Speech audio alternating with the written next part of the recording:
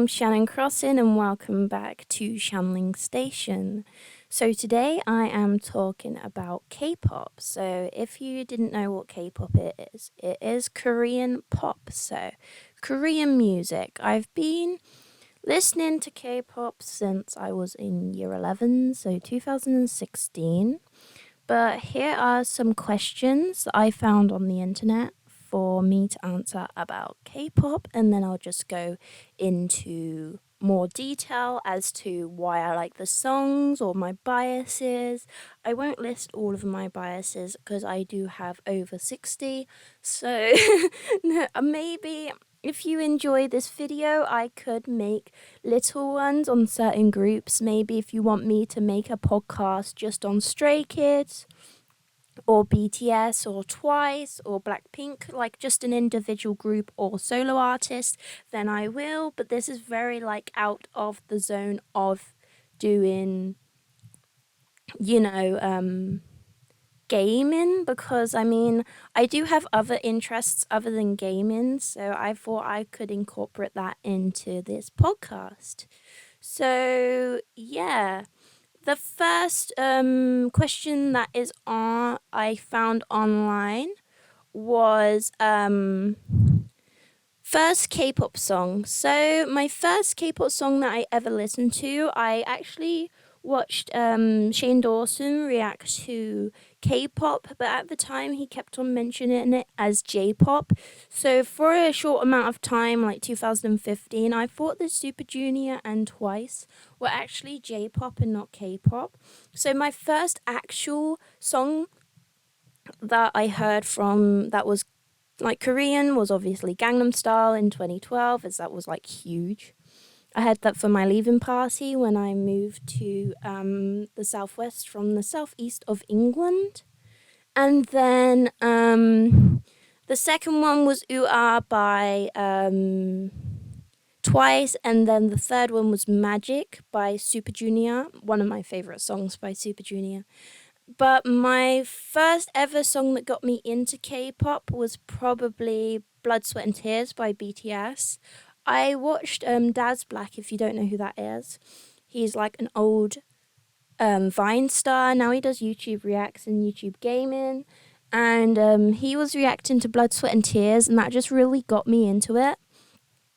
And this goes into the other question, which is first K-pop group. My first K-pop group that got me into K-pop was BTS, and then I slowly got into GOT7, 17, Astro, all of those, Twice, Blackpink. It just got me, it made me fall into the K-pop rabbit hole. So yeah, my first bias was Jungkook from BTS. Sorry if I'm pronouncing that wrong, but basically, from Blood, Sweat and Tears. There's one of these scenes where he just looks at the camera, just like so, like adorable. I don't know.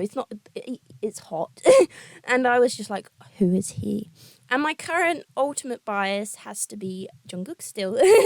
He's just amazing. I love him. He's so amazing.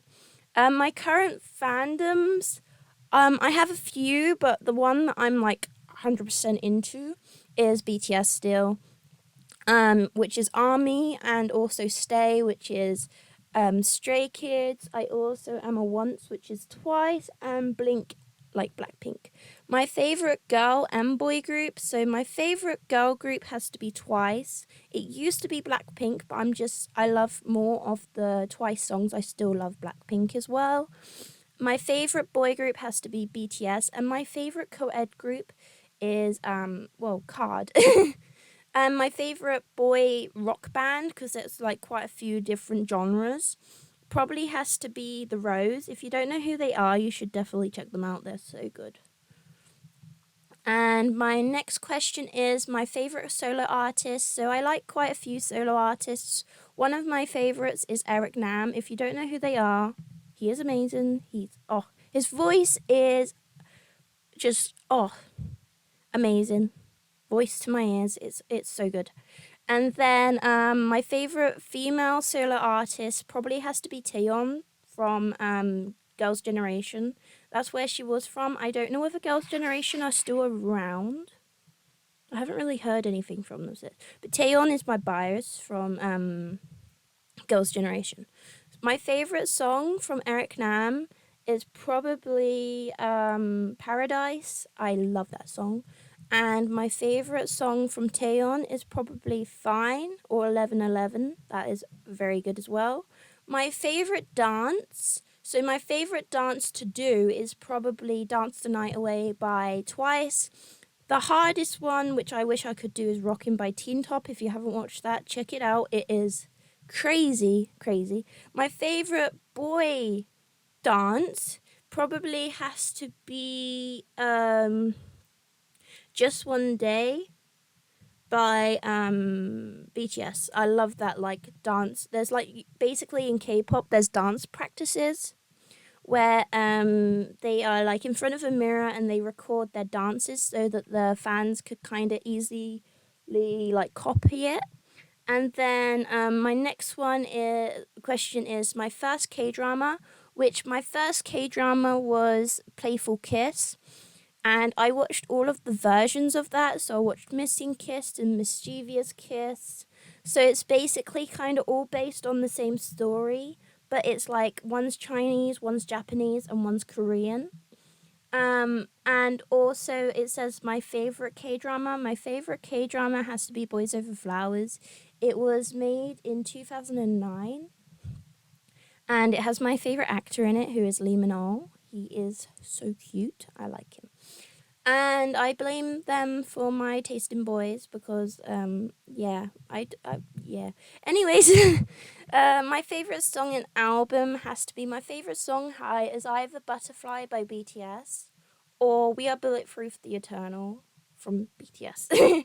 And my favorite album, I'd say is Wings from BTS. I just like all of the songs from there.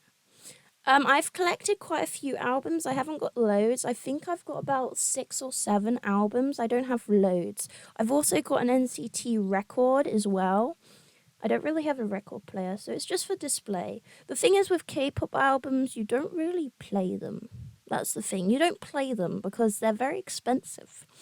So you just kind of collect the little photo cards. Also, if you want there to be a little video or short of me showing you my different photo cards, I do have quite a few. So if you do want that, then put that in the comments. Also, my favorite collaboration. Oh, my favorite collaboration. That's hard. I think this is a bit cheesy, but I like the Wednesday song with BTS and G Friend. The one that goes Wednesday and it's like says all of the days of the week. It's basically, I think it was for school children to help them learn the days of the week, which I thought was so adorable. It's so cute. And yeah, what else? My favorite music video, probably I'm gonna name quite a few. So my favorite music video for BTS has to be Spring Day. That is just aesthetically pleasing. It's just so, it's just so good. Got 7, I'd have to say, is just right. That was my first song, and just the colors, the pop, it's all just amazing. Twice, I'd have to say is I'm not sure really. I like Dance the Night Away. Maybe Signal, that was quite a good one. And for Blackpink, I'd have to say Stay. That was a good one. Here's some topics that I've been a fan for nearly 7 years now. There are quite a few pros and cons of being a K-pop fan. More pros than cons, but it really depends on what side of the K-pop kind of fandom you're on. Because I mean, there are some toxic fans, but there's also toxic fans in every fandom, so you can't really say that it's just K-pop. I mean, quite a lot of bad news has happened in K-pop recently. So, Moonbin from Astro sadly passed away a couple of days ago, or it would be nearly a week, I think, by the time this podcast is uploaded. But he was very adorable, and sadly, he's gone too soon. He was 25 years old, and his depression just got the best of him. I just hope that he's up there and he's taken his rest from the cruel but sometimes positive world of K-pop, because he's got a sister called Moon Sua. I don't know. I didn't really realize that she existed until he had passed on. But he is also from my favorite K drama, Boys Over Flowers. I can't remember which one he was. He was basically, there was flashbacks of them as kids, F4 as kids. I can't remember which one he was. I know he wasn't Gongyu. Gongyu? No, Jumpyo. He wasn't Jumpyo. I don't know whether he was like the one that does the pottery. I'm not sure which one he was, but yeah, it's just so sad. And also, he's in a K drama that I'm watching at the moment. I don't know whether I'd finished by the time this podcast comes out, but it's called Moment of 18. I started watching it a couple of days after he passed. I didn't realize he was in it, but oh my gosh, his acting, so good. So good. But that's one of the cons of K-pop, is that there has been quite a few people that have passed away due to depression. There's been Jonghyun from SHINee, and that was a very sad time when they passed. Also, there was Sully from FX. There was someone from Kara. I can't remember their name, but there has been quite a few. But it's very pressuring sometimes when it comes to being a K-pop idol. Some of the pros of being a K-pop fan is that it's a really nice community if you're on the right side of it.